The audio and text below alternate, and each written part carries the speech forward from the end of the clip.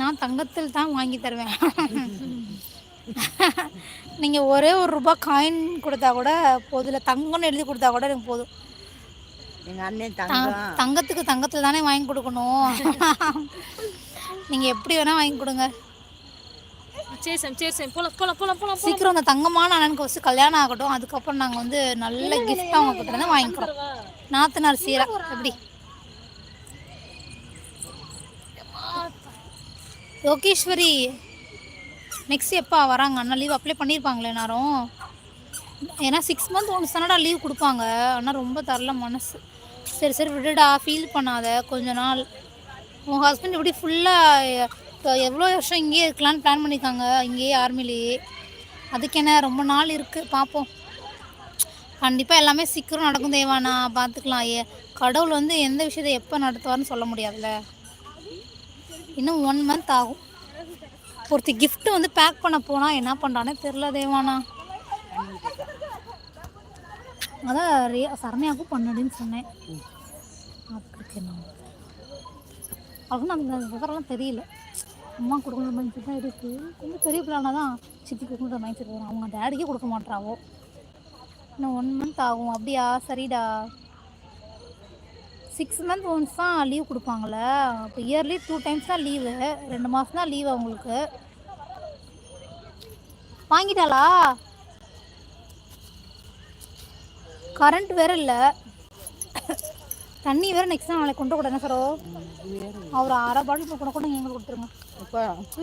போகும்போது பரவாயில்ல கொடுங்க. போகலாம் வாங்க, அப்படியே கிஃப்ட் வேணால் கிளம்பலாம். பவர் வேற கட்னா இங்கே வந்துட்டு என்னன்னு தெரியல, பவர் கட் பண்ணிட்டாங்க. இங்கே இந்த ஷாப்பில் மட்டும் பவர் இருக்குது.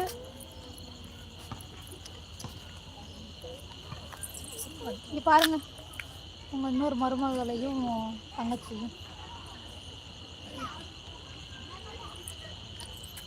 மணி எத்தனை ஆச்சு? இருட்டாயிடுச்சு, பார்த்து பத்திரமா போகும். இருசாமி தப்ப கூடாது, கீழே அம்மா தூக்கிட்டு இருட்டாயிடுச்சு. எப்படி நீ நடப்ப? கீழே போகலாமா? நான் கீழே இறக்கி விடாடி. அவ்வளோதாங்க, எங்கள் மைக்கு அங்கே உட்காந்துருக்கு பாரு.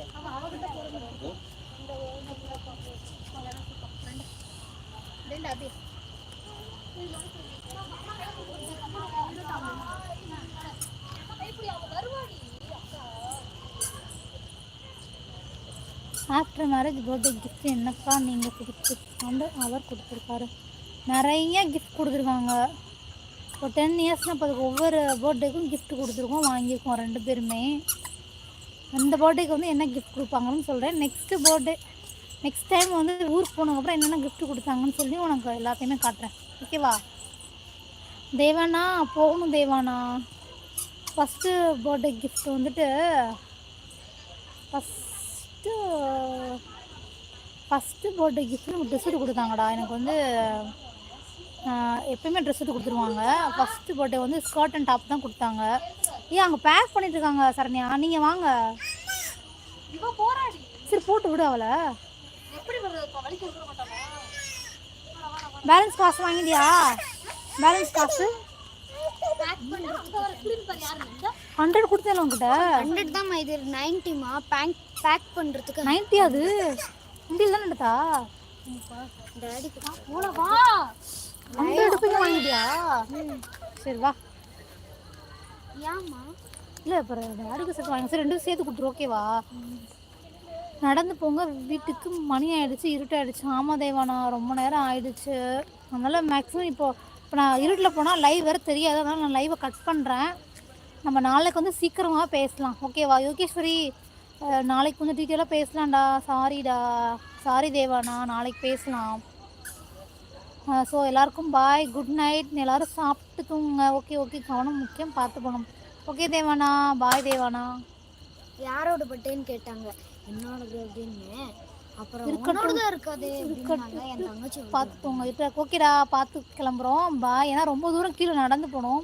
உங்களுக்கு அதெல்லாம் காட்டலான்னு நினச்சேன், கடைசியில் இங்கே கரண்ட் கட் ஆகிடுச்சு. ஸோ நாளைக்கு இல்லை நாளை கழிச்சு நான் திரும்ப அகைன் நீங்கள் வந்தேன்னா உங்களுக்கு எல்லாமே காட்டுறேன். ஓகே, பாய் பாய். சரணே பாய் சொல்லிடுங்க. என்னாச்சு? பாய் பாய் அண்ணா, பாய் அக்கா.